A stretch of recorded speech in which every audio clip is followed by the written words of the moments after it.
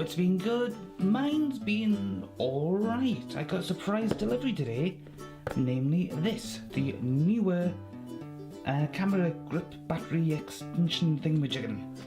Now this is meant for the Canon 550D, although all the reviews I've read about it says it's compatible with various other cameras, including mine, this one here, which is a 700D. I think it's a Rebel something or other if you're in the States. I'll put something along the bottom of the screen there just to confirm that, but it's a simple enough box. It's not an official product from Canon, of course. Their version is a lot more pricey and decided to go with the cheaper option. As you can see, made in China. All of the stuff here, we've got the barcode, we've got the name, that's a registered trademark, and of course their name all over the place. But perhaps the most interesting is this bit of guff on the side here. Let's just see if the camera will focus it. Maybe I can zoom in a bit more. No, I can't. I'll just see if I can bring it in closer. Yes, it's another case of I can't English. I can't quite make out what they're trying to tell me here. I'll just read these to you. 1. Never disassemble the product. That sounds like sound advice. I'll make sure never to disassemble the product. 2. Never dispose of fire. I'm not even sure how you're supposed to dispose of fire with anything that isn't some sort of fire extinguisher. 3. Never short circuit. Okay, do you mean I myself shouldn't try to short circuit something, or that this product will never short circuit? I'm a little confused by that. 4. Keep away from children.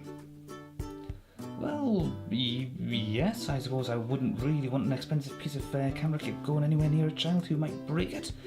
But then again, that might be a disservice to children. Or are you telling me to keep away from children? Hang on, what are you trying to say here? What are you implying? And 5, keep in dry and cool. Keep in dry and cool. You know what? I'm not even going to try to figure out what you're trying to say here. That's not the worst broken English I've came across on written instructions, but never mind. Let's see what we've got when we open the bad boy up.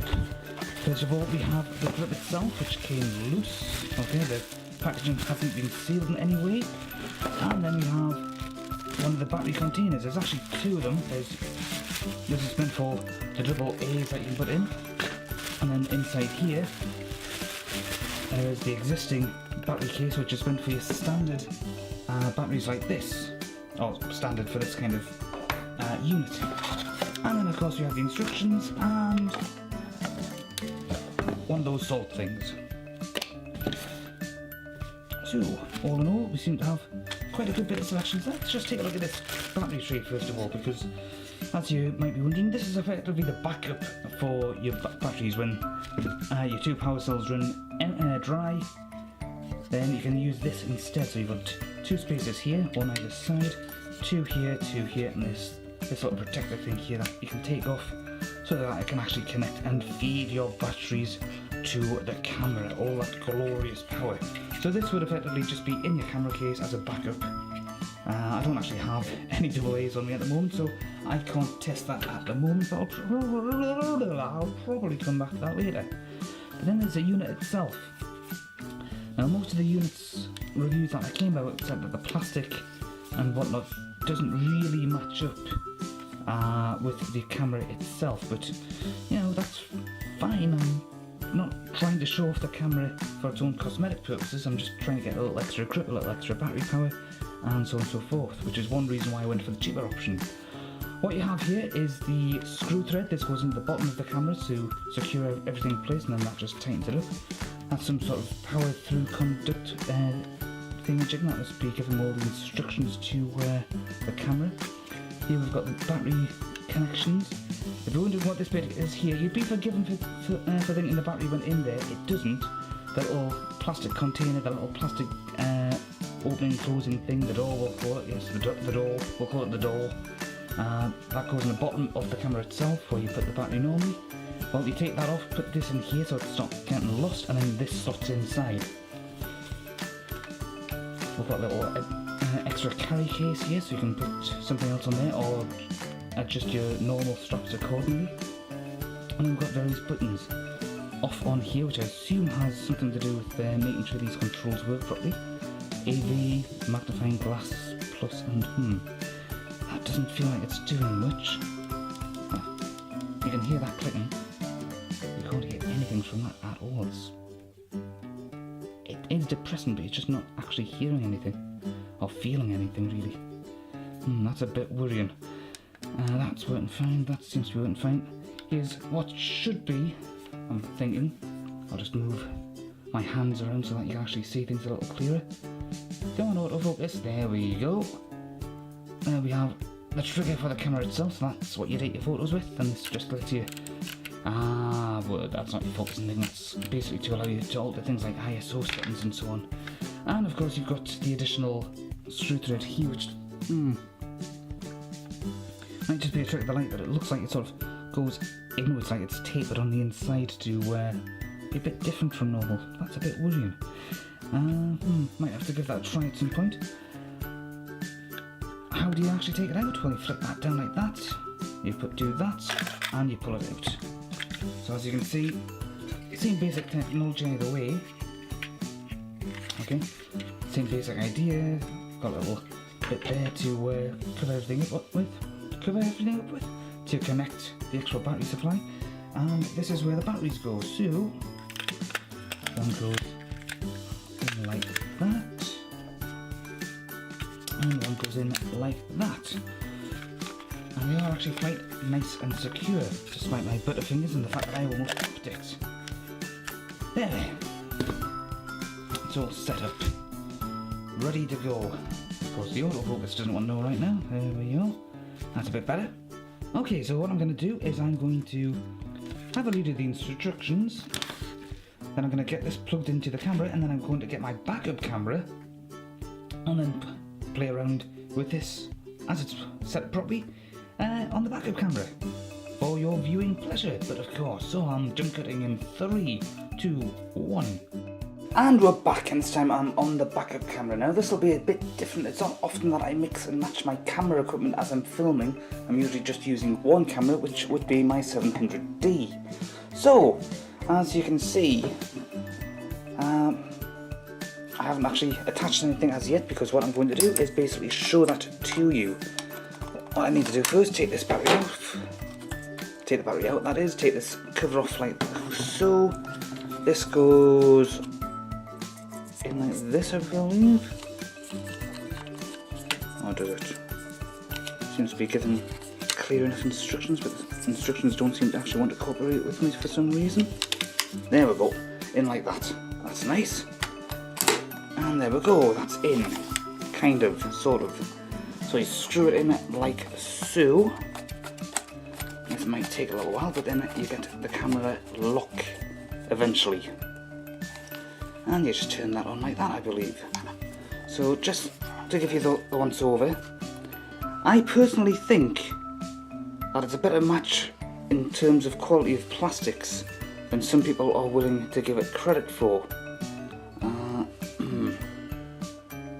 Yeah, that does seem to match up quite nicely. Not perfectly, it does feel very different. That's got a lot tougher feel to it, whereas this feels a lot softer, and you can tell just from a casual look that it is a different material.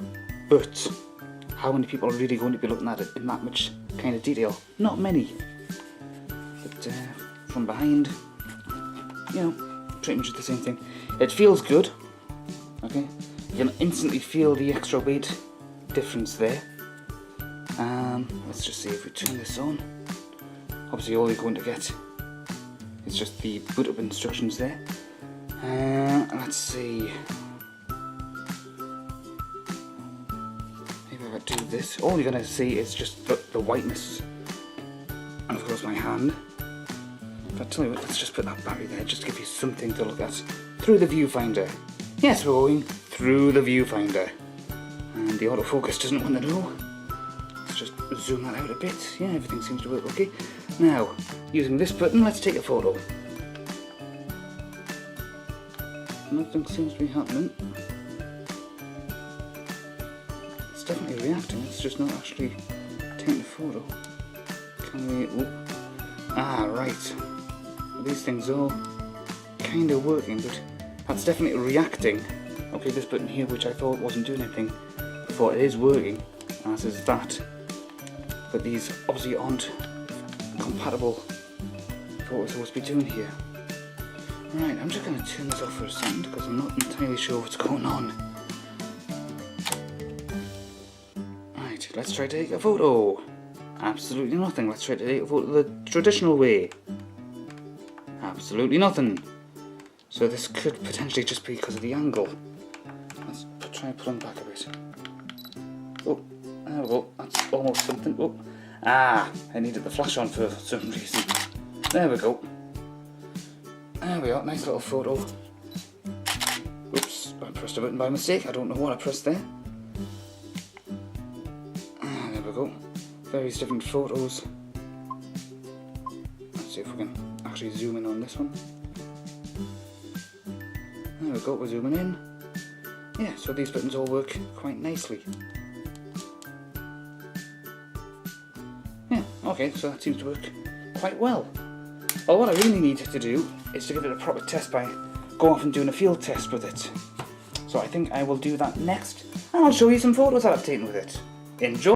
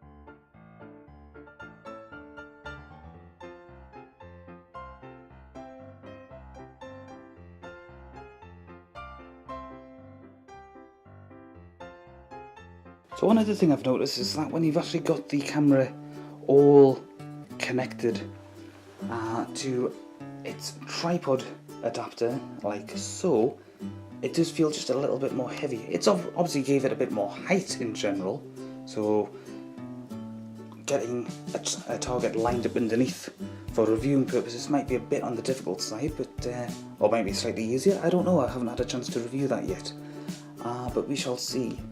But otherwise, just in case you're wondering, that's how I've got my light rig at the moment. Just a bit on the silly side, isn't it? But sooner or later I will have a special adapter, special hot shoe adapter that'll give me not one, not two, but 3 hot shoes, all over here in various different positions, and that'll make things a little easier as far as lighting rigs are concerned. As it is right now, I'm just being as careful as I can be. But I've got to admit, so far, I am liking the extra, the look it gives. Makes it look a lot more professional to my mind.